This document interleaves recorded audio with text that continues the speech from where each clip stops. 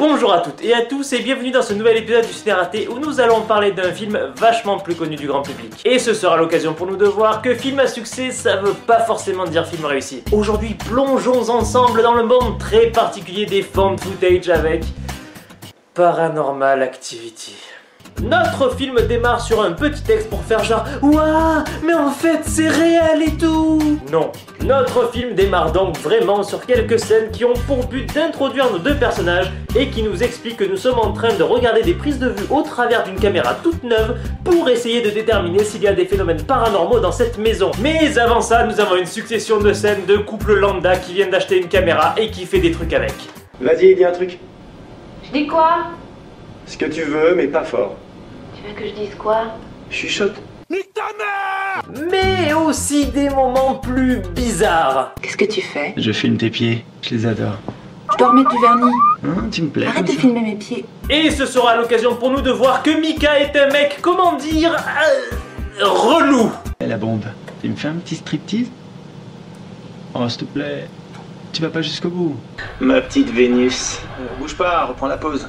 Non. Je nous verrais Fais bien gaffe à pas te coller filmer dans la douche. d'autres activités. Sans vouloir insister. Oui, c'est sûr. Mais non. Ouais, bon, ça va, dis-le de suite que tu as pris ta petite caméra pour faire ton petit porno maison. Alors, bouge pas, je fais un bon cadrage. Quoi? Mais oui, c'est pour les fantômes, ça va, arrête ta parano, s'il te plaît, hein. Les phénomènes paranormaux se déroulent en général la nuit et nous assistons donc à la première d'une longue série de nuits filmée par notre couple. Et il se passe... rien. Habituez-vous. Mais en fait... Regarde, elles sont par terre. Tu les avais laissés où? À leur place, sur le bar. Nya. Transition piscine. Bravo! Quelle maturité! Décidément, c'est... Ah, j'ai une belle prise! Si vous trouvez ce personnage insupportable et con comme une table, dites-vous que vous n'êtes qu'au début de vos souffrances. Cathy nous explique qu'ils vont recevoir un médium et que Mika risque de ne pas apprécier. Alors, Dis-nous que t'es super content de rencontrer le médium qui va résoudre tous nos problèmes et qui arrive d'ici 1 heure. Je crois que ça casserait les couilles à n'importe qui si t'expliques les choses comme ça. Mika prend bien le temps de nous expliquer que gna gna gna, les médiums c'est nul, hein, et il se comporte comme un trou du cul avec lui. Comme ça, vous pouvez prédire l'avenir? Comment vous faites pour savoir si ça va bien rouler? Oui, effectivement, mais pas besoin d'être un médium pour dire que vous êtes un gros con. Ce sera l'occasion pour nous d'apprendre que Cathy est poursuivie par une sorte de fantôme depuis qu'elle a environ 8 ans et que le fantôme est possiblement responsable de l'incendie de son ancienne maison. C'est donc un fantôme qui crame des baraques. Je dois établir un profil. Voilà un fantôme avec du feu et possiblement des jambes d'autruche pour courir très vite. Ouais, c'est forcément lui, putain. Bon, bla bla bla, où on apprend que Cathy est probablement victime d'une entité qui est liée à elle, merci Sherlock, que l'idée de la caméra c'est une idée de merde puisque les fantômes risquent de se sentir agressés, que le médium ne veut pas s'occuper de cette affaire et explique à Mika que son idée de vouloir se procurer une table de Ouija est encore plus une idée de merde. Notez bien ça. Et le médium se barre. Mika continue d'être un forceur. Ça te dirait pas de passer aux choses sérieuses? non, je fais rien devant ta caméra. Et un gros con. Docteur Johan. C'est moi le docteur Johan. Célèbre démonologue. Je vais pas qu'on m'entende. Je parle pas pour couvrir le bruit. Je suis venu vous tirer des griffes de l'affreux démon. Excuse-moi, Bah, la caméra tourne encore. et non, c'est le voyant de veille. N'importe quoi, c'est le voyant d'enregistrement. Mais stop! Stop! Lâche l'affaire, putain! Bon, passons à la 3e nuit.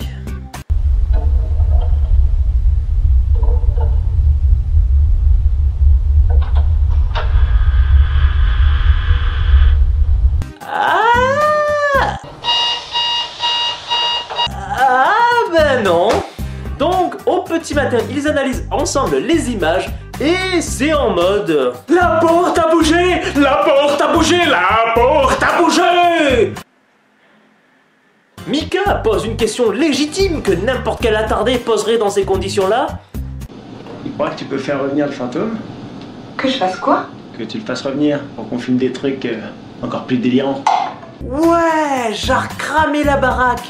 Ou te buter! LOL! Quand soudain... Ah les gars! Viens! Viens vite! Vite! Quoi? C'est une pauvre petite araignée qui te met dans cet état?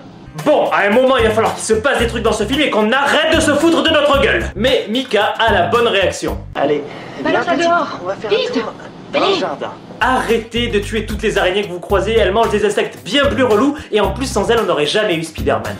Suite à ça, nous avons une scène où ils essayent ensemble de déterminer la nature de ce qui poursuit Katie, et après un raisonnement incroyable, ils misent sur un démon. Et Mika est une fois de plus un connard. Les démons, c'est pas cool du tout. En gros, c'est des esprits malveillants et cruels qui existent que pour tourmenter les gens. Ils prennent plaisir à faire le mal. C'est un peu flippant. Mais tais-toi! Tais-toi genre pour toujours! Suite à des révélations, on apprend que Mika est au courant depuis peu de l'existence de ce démon car Katie ne lui a pas avoué à leur rencontre. Ce que je peux aisément comprendre. Que je te parle de moi? Que dire, je suis un homme assez simple, je suis un homme qui vit avec son temps, j'aime le cinéma, la littérature, le cinéma, la musique. Je suis un petit peu possédé par un démon. Mais j'aime surtout les balades en forêt. Ouais, les balades en forêt, c'est cool.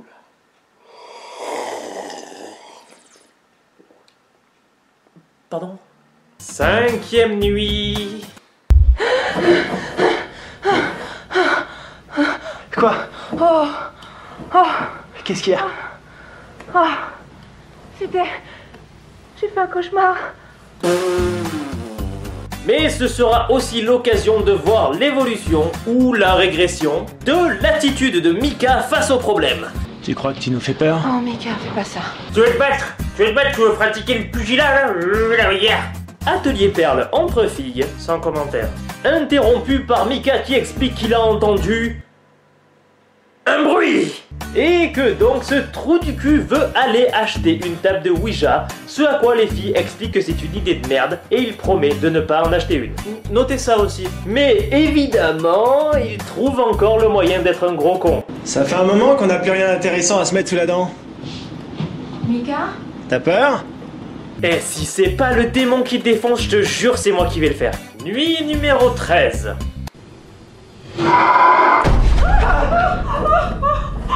Putain! Ben alors, tu l'ouvres moins ta grande gueule là, hein, bouffon! C'est excellent ce qu'on a enregistré. Tu t'en rends compte? J'espère que ce type, enfin cette chose, bref, j'aimerais bien qu'il passe à la vitesse supérieure maintenant. Non mais t'as été bercé trop près d'un mur, toi, c'est pas possible d'être aussi con! Mika essaie de rentrer en contact avec lui avec un micro. Quelle est ta quête? Quelle est ta couleur préférée? Est-ce que tu aimes la pizza à l'ananas? Tu dis pain au chocolat ou chocolatine? Et nous enchaînons sur la nuit 15.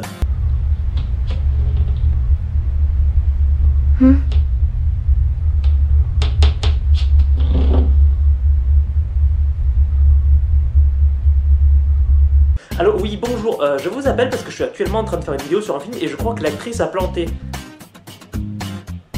Quoi? Si j'ai essayé de débrancher et rebrancher la...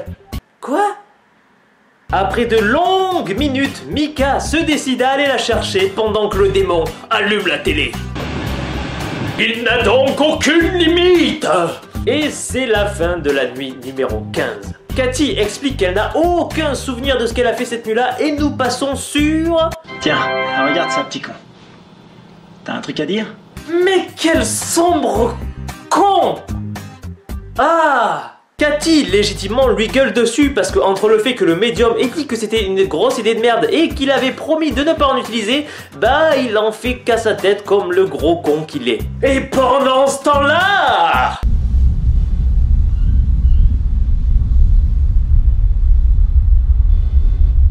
Bon, là, si on avait encore des doutes, ça paraît chaud pour le cul de la petite Katie quand même. Ouais, je te le cache pas.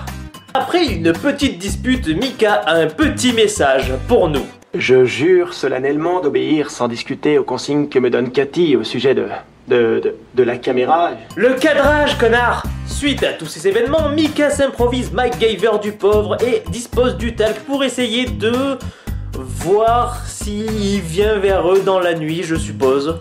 Je comprends pas ce qu'il essaye de prouver, parce qu'avec l'histoire de la table de Ouija, On est déjà sûr qu'il est là. Ça sert à quoi? Et donc, au cours de la 17e nuit, nous voyons bel et bien des traces. C'est une autruche. Ils se rendent compte qu'il y a une ouverture dans le plafond et Micah va voir. Il trouve une photo de l'ancienne maison de Cathy qui est supposée avoir brûlé avec la maison de son enfance. Bon, vu que c'est la merde, Cathy veut absolument appeler un démonologue, mais Micah ne veut pas, il a encore des petites expériences à mener. Mais pourquoi? Pourquoi? T'es pas un des frères Winchester, du con, t'y connais rien, Manzocule, pourquoi t'ouvres encore ta gueule, toi?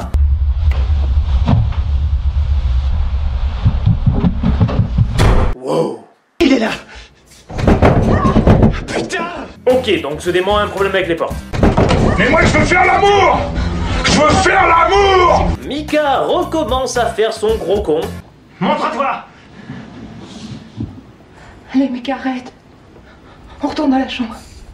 T'as quelque chose à dire? Je veux faire l'amour! Bon, suite à ça, ils sont en train de manger quand soudain... Putain, c'est quoi? Ils se mettent donc à la recherche de la source de ce mystérieux bruit et... Là, il veut clairement te faire passer un message. Bon, comme le démonologue n'est pas disponible, le médium repasse dire coucou et... Écoutez, je suis vraiment désolé, mais je suis pas en mesure de vous aider. C'est pas du tout mon domaine, ça. Je fais plus de mal que de bien en restant avec vous. Je dois vraiment quitter cette maison. Et nous passons à la 19e nuit. Hey, ça va, on peut pas toujours être au top sur les vannes. Et puis... rien. Après des recherches sur internet, Micah explique qu'une femme nommée Diane a eu exactement le même souci dans les années 60 et que... elle est morte. Bon, on a une succession de scènes bas les couilles et nous passons à la nuit 20.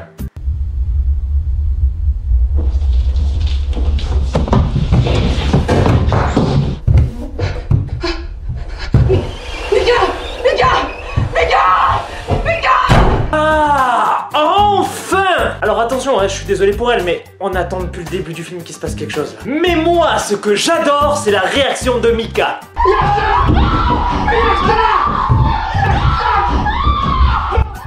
Est-ce que vous avez déjà essayé d'imaginer comment il doit être le mec là? Lâche-la! Lâche-la! Lâche-la! Mais apparemment ça marche puisqu'il la lâche. Mais il l'a mordu. Non, ça mène à rien, mais je voulais le préciser.